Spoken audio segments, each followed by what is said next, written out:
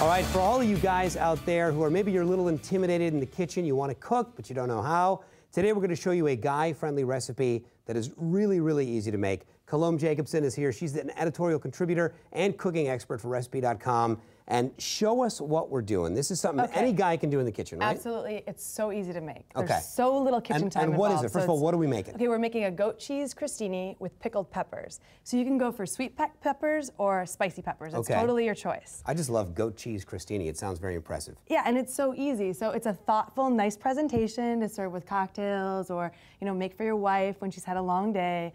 This will make her happy. Honey, look what I made for you. I got a little crostini for you. Okay, so step one. So first I'm going to show you how to cut the bread. Okay, good. You want to cut it on a diagonal, about a 1/3 inch pieces. Nice. And this way you have more surface area for the goat cheese, right? Okay, this is just a baguette or something, Italian bread or a baguette? Okay, and the great thing about this recipe is that you can use a day-old baguette because you're going to toast it. You're going to toast it so anyway. you won't taste the difference in the texture. So it's a little stale, big deal. It's going in the oven. It's a great way to use a day-old baguette. You know, sometimes you have it laying around, you don't know what to do with it. This is a great option. I usually just drive a nail with it because it gets really...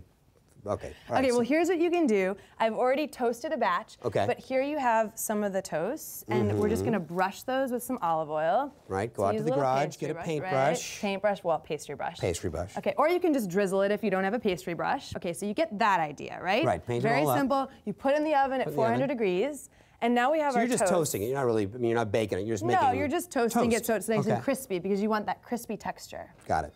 And you know, most French cheeses stand on their own, right? But with the creamy goat cheese that you can just spread, it works really nicely with other flavors. Because it's a mild flavor. And if I'm not into goat cheese, is there anything else I could substitute? You could substitute ricotta. So see, those are my people, the Italians. There you go. It's a milder flavor. But I do like goat cheese, so no harm. Let's keep... Okay, so here we go. So we're going to put a few toasts, and will you help me do this? I will, yes. All right, we want to show you just how simple If I can do it, is. gentlemen, you can do it, trust me.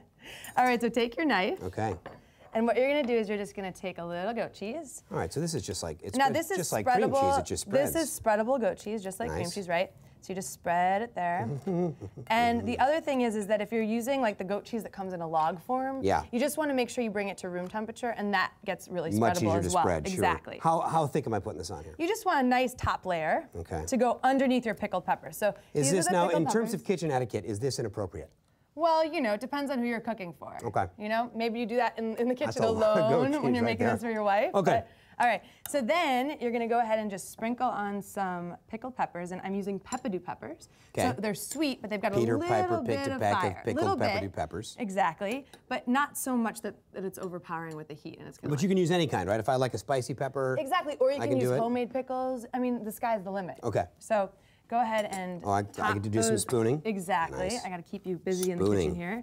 All right, and then your last two steps, really simple. All right. You're going to take some chives. Now, a great way to chop the chives, well, actually, you're not chopping. This is an alternative. You can use a scissor, and it's super simple. Okay, that's so you're just much So more you guy can just friendly. go like this. Because I can use a pair of scissors.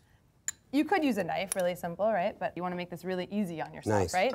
And then the last step is just drizzling a little olive oil on top, and you want to make sure you don't get too heavy-handed with that. No. Now you can use, you know, an olive oil that's available in your local grocery store. So there you go. And that is really quick too. And super quick. Not much time in the kitchen. 400 degrees. In the oven. Toast them up nice after you paint them, crispy. and then just slather the cheese on, spoon on the peppers, and you're done. That's all there is to it. This is like if I just tried to make a piece of toast and stick a piece of Velveeta on it, it would not look this nice. But this is good. Here we go. Okay. If you. Now I got to talk with my mouth full. Sorry, guys. If you want to make this dish or plenty of other recipes, go visit Recipe.com. There you can check out more than 20,000 recipes and pick up a copy of the magazine in stores now.